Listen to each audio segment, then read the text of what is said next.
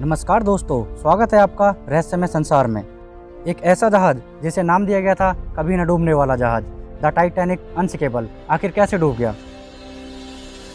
दोस्तों, ब्रिटेन के टाइटैनिक जहाज के डूबने के पीछे एक या दो नहीं, काफ़ी सारी गलतियां थी जो धीरे धीरे सामने आती रहीं। इतना विशाल जहाज एक आइसबर्ग के टकराने से नहीं डूब सकता था।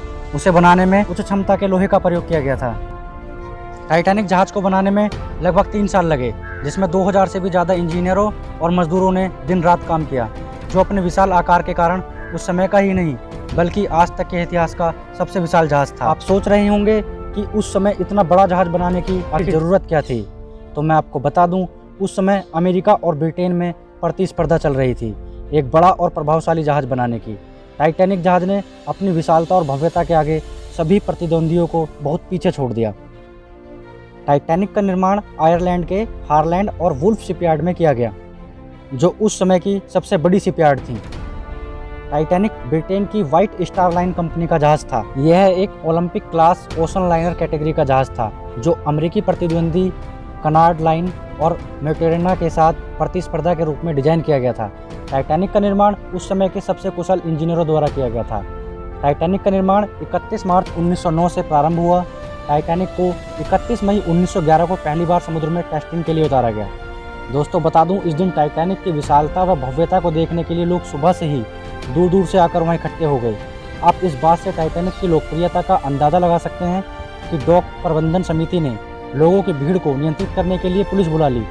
जब वह समुद्र में उतरा तो मानो जैसे कोई बड़ा शहर समुद्र में तैर रहा हो।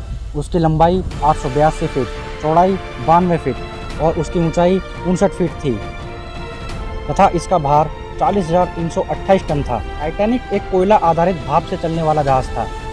के अंदर 159 कोयला भट्टी थी, जो जहाज को 23 नॉटिकल माइल तक की स्पीड प्रदान करने में सक्षम थी। जहाज की कुल यात्री और चालक दल के साथ क्षमता 3,549 थी। उस समय टाइटैनिक में दुनिया की हर सुख सुविधा मौजूद थी।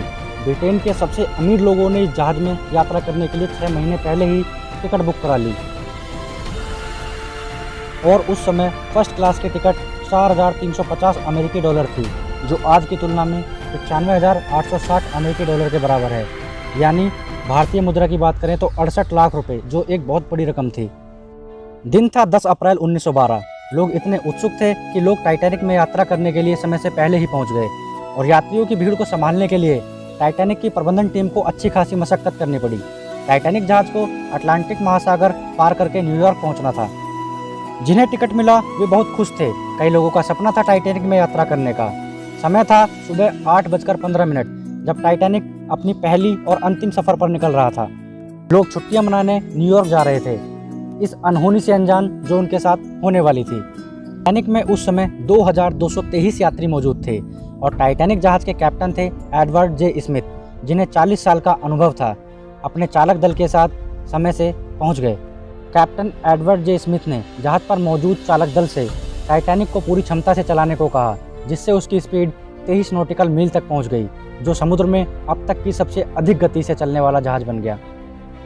कैप्टन चाहते थे लोगों को टाइटैनिक की असली क्षमता का पता चले और वह समुद्र में इतनी अधिक गति का रोमांच उठा सकें जो अभी तक किसी ने महसूस नहीं की थी। लेकिन वह नहीं जानते थे कि यह उनकी सबसे बड़ी भूल होगी। टाइटैनिक पर इंसानों के अलावा 21 पैट मौजूद थे, जो अपने मालिक के साथ कहीं जा रहे होंगे।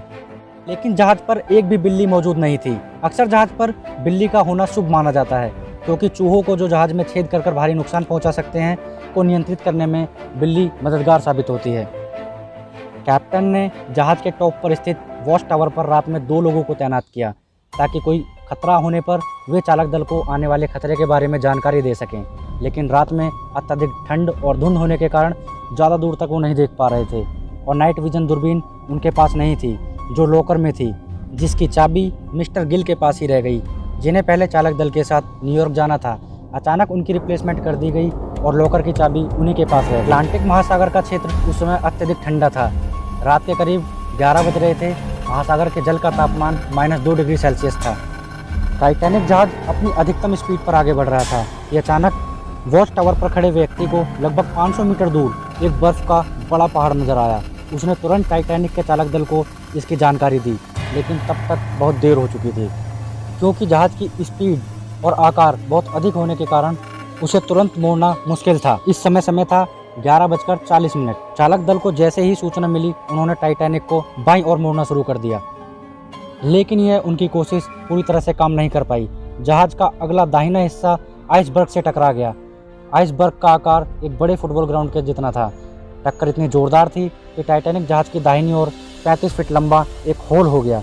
यह बताया जाता है कि यह आइसबर्ग 10,000 साल पहले ग्रीनलैंड से अलग हुआ होगा। जैसे ही टक्कर हुई, टाइटैनिक पर मौजूद यात्रियों में अफरा तफरी मच गई और अब लोग जान बचाने के लिए इधर उधर भागने लगे। कैप्टन एडवर्ड जे स्मिथ भी टाइटैनिक में हुई क्षति को देखकर समझ गए कि अब कुछ ही देर में विशाल टाइटैनिक डूबने वाला था। उन्होंने जहाज पर मौजूद लाइफ बोट के जरिए सबसे पहले महिलाओं और बच्चों को टाइटैनिक से अलग किया। उस समय की सबसे बड़ी गलतियों में से एक गलती यह भी थी कि जहाज पर यात्रियों की संख्या के अनुसार लाइफ बोट होनी चाहिए थी, लेकिन टाइटैनिक के प्रबंधन अधिकारियों ने इस जहाज की विशालता देखकर सोचा कि टाइटैनिक कभी नहीं डूब सकता। यह लापरवाही 1576 लोगों की जान ले गई। करीब 1 घंटे 35 मिनट बाद जहाज 2 हिस्सों में टूट गया और सुबह करीब 2:20 पर पूरी तरह अटलांटिक महासागर में समा गया। जो लोग लाइफ बोट में बैठे थे, अगली सुबह न्यूयॉर्क से पहुंची रेस्क्यू टीम ने उन्हें बचा लिया, लेकिन इतिहास में यह आज तक की सबसे बड़ी समुद्री दुर्घटना थी, जिसमें करीब 1576 लोगों को अपनी जान गंवानी पड़ी। यह कई लोगों के लिए तो एक बड़ा आघात था। व्यापक सुरक्षा और सुविधाओं के बावजूद टाइटैनिक डूब गया था।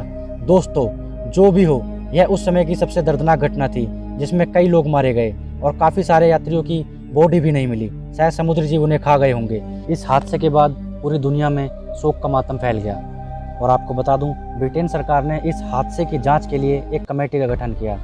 उस कमेटी ने जब व्हाइट स्टार लाइन कंपनी के अधिकारियों से बातचीत की और वहां पता लगाया कि यात्रा से 3 दिन पहले टाइटैनिक जहाज के 3rd फ्लोर पर किचन कंपार्टमेंट में आग लगी थी, जो लगातार 2 दिन तक जलती रही, जिसकी वजह से टाइटैनिक का अगला हिस्सा बहुत कमज़ोर हो गया था, लगभग 70% कमज़ोर हो गया था। और जब वह आइसबर्ग से टकराया तो वही हिस्सा क्षतिग्रस्त होकर टूट गया, जिसकी वजह से टाइटैनिक डूबा। दोस्तों, आपको यह जानकारी कैसी लगी हमें कमेंट करके बताएं और चैनल को सब्सक्राइब करें, वीडियो को लाइक करें, शेयर करें। धन्यवाद।